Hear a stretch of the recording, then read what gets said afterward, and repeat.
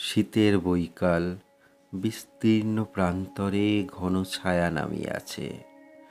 দূরে বনশ্রেণীর মাথায় মাথায় অল্প অল্প কুয়াশা জমিয়াছে। রেল লাইনের দুধারে মটর ক্ষেত। শীতল সান্ধ্য বাতাসে তাজা মটর শাকের স্নিগ্ধ সুগন্ধে কেমন মনে হইল যে জীবন আরম্ভ করিতে যাইতেছি তাহা বড় নির্জন হইবে। এই শীতের সন্ধ্যা যেমন নির্জন এই উদার প্রান্তর, আর ওই দূরের নীল বর্ণ বনশ্রেণী তেমনি। আরণ্যক, প্রথম পরিচ্ছেদের দ্বিতীয় অংশ। গরুর গাড়িতে প্রায় 15-16 ক্রোশ চলিলাম সারা রাত্রি ধরিয়া। ছইয়ের মধ্যে কলিকাতা হইতে আনিত কম্বল, র‍্যাক ইত্যাদি শীতে জল হইয়া গেল। কে জানিত এসব অঞ্চলে ভয়ানক শীত। সকালে রৌদ্র যখন উঠিয়াছে তখনও পথ চলিতেছি। দেখিলাম জমির প্রকৃতি বদলাইয়া গিয়াছে। প্রাকৃতিক দৃশ্যও অন্য মূর্তি পরিগ্রহ করিয়াছে। ক্ষেত খামার নাই, বস্তি লোকালয়ও বড় একটা দেখা যায় না। কেবল ছোট বড় বন, কোথাও ঘন কোথাও পাতলা, মাঝে মাঝে মুক্ত প্রান্তর, কিন্তু তাহাতে ফসলের আবাদ নাই। কাছারিতে পৌঁছিলাম বেলা 10টার সময়। জঙ্গলের মধ্যে প্রায় 10-15 বিঘা জমি পরিষ্কার করিয়া কতকগুলি খড়ের ঘর, জঙ্গলেরই কাঠ, বাঁশ ও খড় দিয়া তৈরি। ঘরে শুকনো ঘাস ও বনঝাউয়ের সরু গুঁড়ির বেড়া, তাহার উপর মাটি দিয়ে লেপা। ঘরগুলি নতুন তৈরি। ঘরের মধ্যে ঢুকিয়াই টাটকা কাটা খড়, আধ কাঁচা ঘাস ও বাঁশের গন্ধ পাওয়া গেল। জিজ্ঞাসা করিয়া জানিলাম আগে জঙ্গলের ওদিকে কোথায় কাছারি ছিল, কিন্তু শীতকালে সেখানে জলাভাব হওয়ায় এই ঘর নতুন বাঁধা হইয়াছে। কারণ পাশেই একটা ঝর্ণা থাকায় এখানে জলের কষ্ট নাই। জীবনের বেশিরভাগ সময় কলিকাতায় কাটাইয়াছি।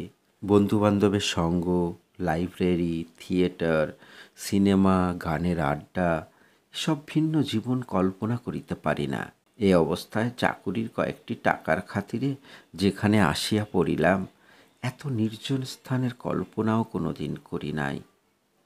দিনের পর দিন যায়, পূর্বাকাশে সূর্যের উদয় দেখি দূরের পাহাড় জঙ্গলের মাথায়।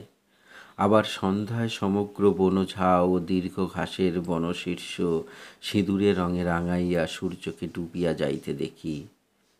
ইহার মধ্যে শীতকালের যে 11 ঘণ্টা ব্যাপী দিন ছিল, তাহা যেন খাঁ খাঁ করে শূন্য। কি করিয়া তাহা পুরাইব?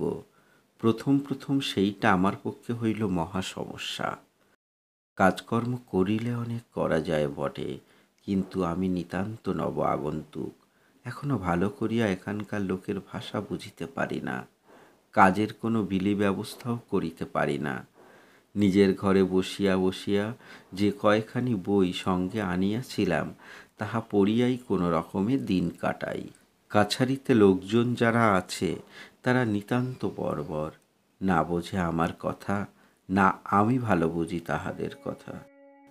প্রথম দিন 10 কি কষ্টে যে কাটিল। কতবার মনে হইল চাকুরিতে দরকার নাই, এখানে হাঁপাইয়া মরার চেয়ে আধপেটা খাইয়া কলিকাতায় থাকা ভালো। অবিনাশের অনুরোধে কি ভুল করিয়াছি এই জনহীন জঙ্গলে আসিয়া।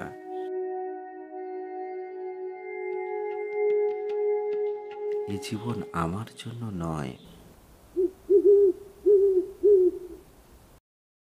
রাত্রিতে নিজের ঘরে বসিয়া এইসব ভাবিতেছি, এমন সময় ঘরের দরজা ঠেলিয়া কাছারির বৃদ্ধ মুহুরী গোষ্ঠ চক্রবর্তী প্রবেশ করিলেন। এই একমাত্র লোক যাহার সহিত বাংলা কথা বলিয়া হাঁপ ছাড়িয়া বাঁচি। গোষ্ঠবাবু এখানে আছেন অন্তত 17-18 বছর। বর্ধমান জেলায় বনপাশ স্টেশনের কাছে কোন গ্রামে বাড়ি। বলিলাম, বসুন গোষ্ঠবাবু। গোষ্ঠবাবু অন্য একখানা চেয়ারে বসিলেন, বলিলেন, আপনাকে একটা কথা বলতে এলাম নিরিবিলি। এখানকার কোনো মানুষকে বিশ্বাস করবেন না। এ বাংলাদেশ নয়, লোকজন সব বড় খারাপ। বাংলাদেশের মানুষও সবাই যে খুব ভালো এমন নয় গোষ্ঠবাবু। সে আর আমার জানতে বাকি নেই ম্যানেজার বাবু। সেই দুঃখে আর ম্যালেরিয়ার তাড়নায় প্রথমে এখানে আসি। প্রথমে এসে বড় কষ্ট হতো, জঙ্গলে মন হাঁপিয়ে উঠত। আজকাল এমন হয়েছে, দেশ তো দূরের কথা, পূর্ণিয়া কি পাটনাতে কাজে গিয়ে 2 দিনের বেশি 3 দিন থাকিতে পারি না। গোষ্ঠবাবুর মুখের দিকে সকৌতুকে চাহিলাম। বলে কি? জিজ্ঞাসা করিলাম, থাকতে পারেন না কেন? জঙ্গলের জন্য মন হাঁপায় নাকি? গোষ্ঠবাবু আমার দিকে চাহিয়া একটু হাসিলেন, বলিলেন, ঠিক তাই ম্যানেজার বাবু, আপনিও বুঝবেন। নতুন এসেছেন কলকাতা থেকে, কলকাতার জন্য মন উড়ু উড়ু করছে। বয়সও আপনার কম, কিছুদিন এখানে থাকুন, তারপর দেখবেন। কি দেখব? জঙ্গল আপনাকে পেয়ে বসবে। কোনো গোলমাল কি লোকের ভিড় ক্রমশ আর ভালো লাগবে না। আমার তাই হয়েছে মশাই। এই গত মাসে মুঙ্গের গিয়েছিলাম মোকদ্দমার কাজে। কেবল মনে হয় কবে এখান থেকে বেরোবো। মনে মনে ভাবিলাম, ভগবান সে দুরবস্থার হাত থেকে আমায় উদ্ধার করুন। তার আগে চাকুরিতে ইস্তফা দিয়া কোন কালে কলিকাতায় ফিরিয়া গিয়াছি। গোষ্ঠবাবু বলিলেন, বন্দুকটা রাত বেরাত শেয়রে রেখে শোবেন, জায়গা ভালো নয়। এর আগে একবার কাছারিতে ডাকাতি হয়ে গিয়েছে, তবে আজকাল এখানে আর টাকা কড়ি থাকে না, এই যা কথা। কৌতূহলের সহিত বলিলাম, বলেন কি? কতকাল আগে ডাকাতি হয়েছিল? বেশি না, এই বছর 8-9 আগে। কিছুদিন থাকুন, তখন সব কথা জানতে পারবেন। এ অঞ্চল বড় খারাপ। তাছাড়া এই ভয়ানক জঙ্গলে ডাকাতি করে মেরে নিলে দেখবেই বা কে? গোষ্ঠবাবু চলিয়া গেলে একবার তার ঘরে জানলার কাছে আসিয়া দাঁড়াইলাম।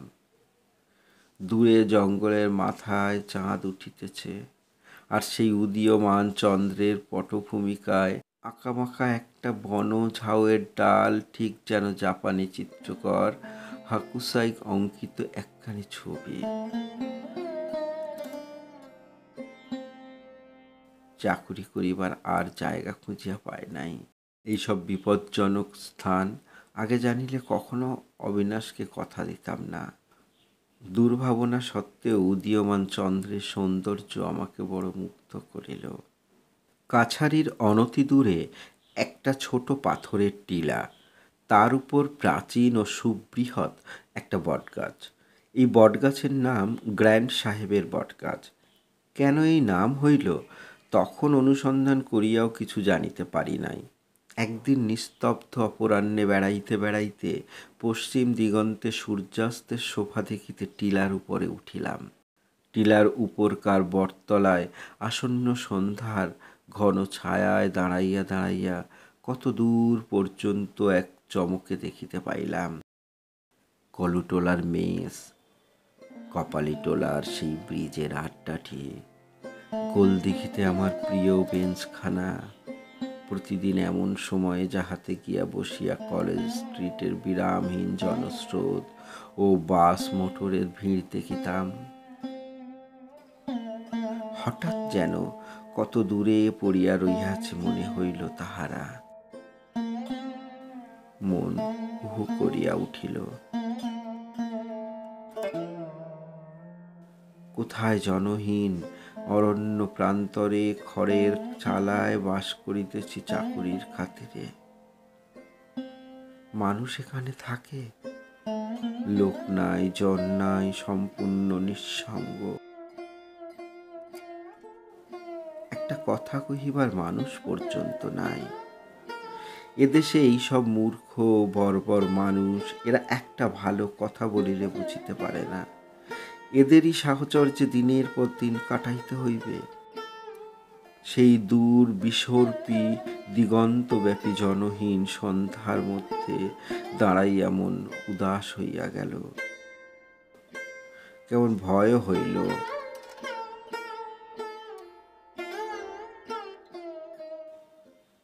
তখন সংকল্প করিলাম, এ মাসের আর সামান্য দিনই তো বাকি, সামনের মাসটা কোনো রকমে চোখ বুজিয়া কাটাইব।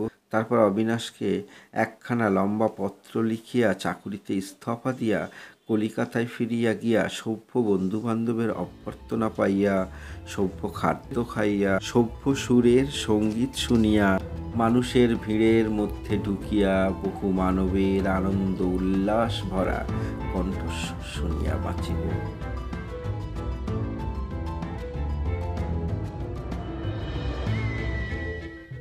পূর্বে কি জানিতাম মানুষের মধ্যে থাকিতে এত ভালোবাসি, মানুষকে এত ভালোবাসি। তাহাদের প্রতি আমার যে কর্তব্য, হয়তো সবসময় তাহা করিয়া উঠিতে পারি না, কিন্তু ভালোবাসি তাহাদের নিশ্চয়ই, নতুবা এত কষ্ট পাইব কেন তাহাদের ছাড়িয়া আসিয়া।